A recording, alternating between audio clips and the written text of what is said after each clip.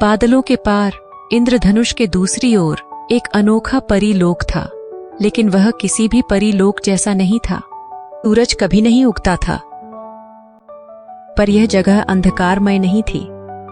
यहाँ चांदनी की शीतल रोशनी थी, तारों की झिलमिलाहट थी और जुगनुओं की हल्की चमक थी।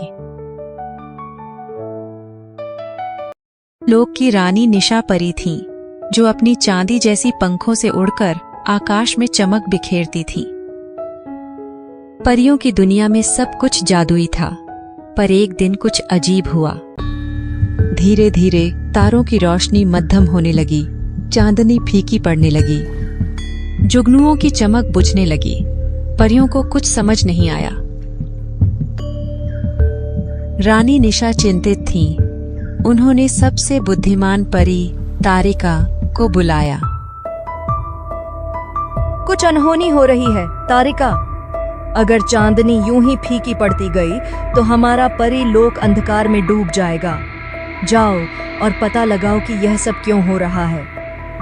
तारिका अपने पंख फैलाकर आकाश में उड़ गई।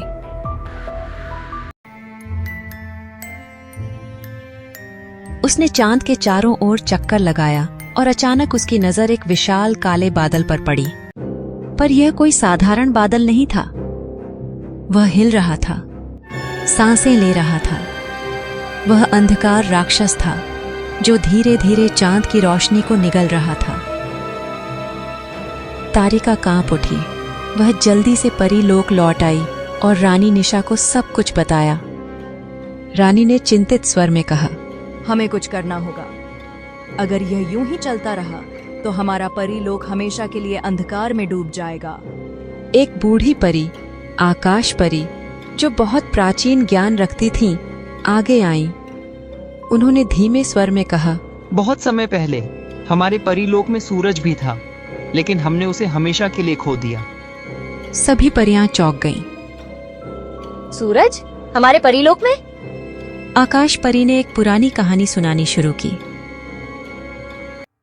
हजारों साल पहले हमारा परीलोक भी सूरज की रोशनी से चमकता था। पर एक दिन परियों ने एक भयानक गलती कर दी। उन्होंने अपनी जादुई शक्ति से सूरज को बंद कर दिया, क्योंकि उन्हें लगा कि चांदनी और जुगनू ही काफी हैं। परियों ने सूरज को भुला दिया और वह धीरे धीरे गायब हो गया। अब जब अंधकार राक्षस आ चुका है तो शायद हमें फिर से सूरज को बुलाना होगा। रानी निशा ने तारिका और बाकी परियों से कहा, हमें अपनी सारी शक्ति जोड़नी होगी। हमें एक साथ मिलकर इतना उजाला फैलाना होगा कि सूरज हमारी पुकार सुन सके। सभी परियां इकट्ठा हुईं। उन्होंने अपनी जादुई छड़ियां उठाईं और अपने पंखों की रोशनी बढ़ाने लगीं। सभी परियों ने मिलकर एक विशाल रोशनी का गोला आकाश में छोड़ा। अंधकार राक्षस चौंक गया। वह पीछे हटने लगा, लेकिन वह इतनी जल्दी हार मानने वाला नहीं था। उसने परी लोक पर काले धुएं की बारिश शुरू कर दी। परियां डर गईं। तभी आकाश में एक नन्ही सी लाल पीली चिंगारी दिखी। धीरे धीरे वह बढ़ने लगी, चमकने लगी और फिर पूरा आकाश सुनहरी रोशनी में नहा गया। सूरज लौट आया था। अंधकार राक्षस चीखने लगा। वह सूरज की तेज रोशनी सहन नहीं कर सका और धीरे धीरे जलकर राख हो गया। परीलोक एक बार फिर से चमक उठा। सूरज की गर्माहट हर जगह फैल गई। रानी निशा ने मुस्कुराते हुए कहा, हमने सूरज को भुला दिया था, लेकिन उसने हमें कभी नहीं भुलाया। अब यह हमेशा हमारे साथ रहेगा। तारिका और सभी परियां खुशी से नाचने लगी। परीलोक फिर से रंगों से भर गया।